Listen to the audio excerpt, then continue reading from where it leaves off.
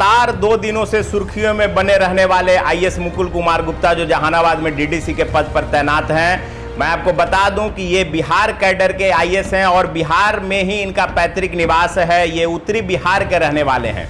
अभी हाल ही में इनका कुछ दिनों पहले पटना के नामी होटल मौर्या में इनका रिंग सेरेमनी हुआ था। अब सवाल यह उठता है कि बिहार कैडर के आईएएस बिहार के निवासी हैं और ये अपनी शाही शादी, जिसको लेके लगातार 2 दिनों से ये चर्चा में बने हुए हैं, ये अपनी शाही शादी झारखंड के hotel 5 star hotel Radisson Blu में करवा रहे हैं। अब ये गौर करने की बात है कि बिहार के अधिकारी बिहार इनका पैतृक निवास पर शादी कर रहे हैं ये रांची में।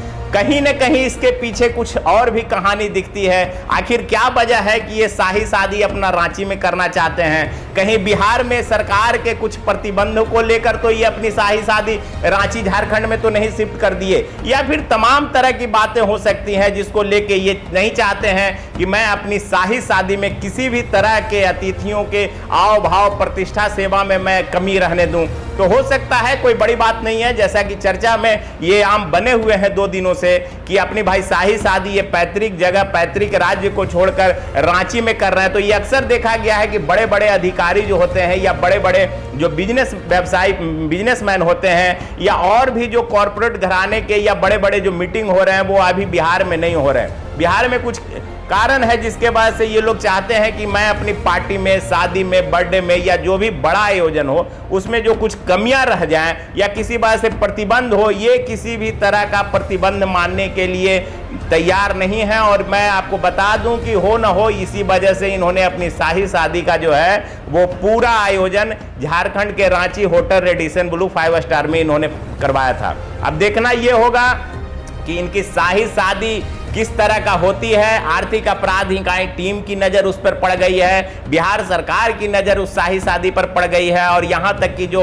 इंटरनेशनल मैच होने वाला था बीसीसीआई जो उसकी नज़र पड़ गई है। मैं आपको पहले भी बताया हूँ कि ये जो है वो मुकुल कुमार गुप्ता जो आईएएस हैं 2015 बैच के, ये काफ़ी मान मनोबल के बाद मैं आपको बताता हूं कि लगभग इनके पास आईएएस अधिकारी के लगभग 50 फोन कॉल आए हैं, कई बड़े बड़े अधिकारियों के फोन आए हैं। तब इन्होंने जो है अपना जो शादी रेडिसन ब्लू में होने वाला था जिसके 19 और 20 नवंबर को, और ठीक उसी समय में भारत न्यूजीलैंड का मैच का आयोजन होना था। खिलाड़ियों को ठहराने का कोई व्यवस्था नहीं था। ऐसे में मुकुल कुमार गुप्ता जो है वो अपने होटल जिसमें लगभग 45 से 50 कमरे बुक किए हुए थे, ये छोड़ने के लिए तैयार नहीं थे।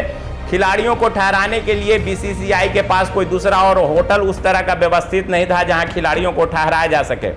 तो ये बहुत धर्म संकट की बात थी। हालांकि मुकुल कुमार गुप्ता इस पे सहमत हुए, पर सहमति तब हुई जब इनके पास कई आईएएस अधिकारियों का फोन आया, रांची के डीसी जो है उनका कई बार फोन आया, तब जाके ये काफ़ी मान मनोबल के बाद माने। लेकिन अब आर्थिक अपराध इकाई की टीम की नज़र उस पर पड़ गई है कि आखिर इतने पैसे का खर्चा का ब्यौरा आखिर अब वो जुटाने में लग गई है कि ये शाही शादी का पूरा खर्चा का आयोजन कौन था, आयोजनकर्ता कौन थे।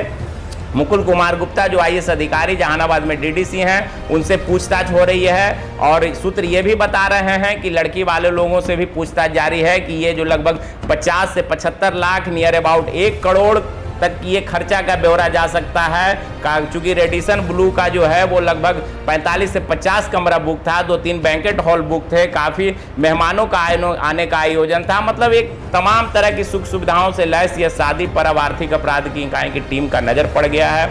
अब देखना ये होगा कि शाही शादी पर आर्थिक अपराध इकाई की टीम जो है वो किस तरह का निर्णय दुर्गा पूजा के बाद लेती है।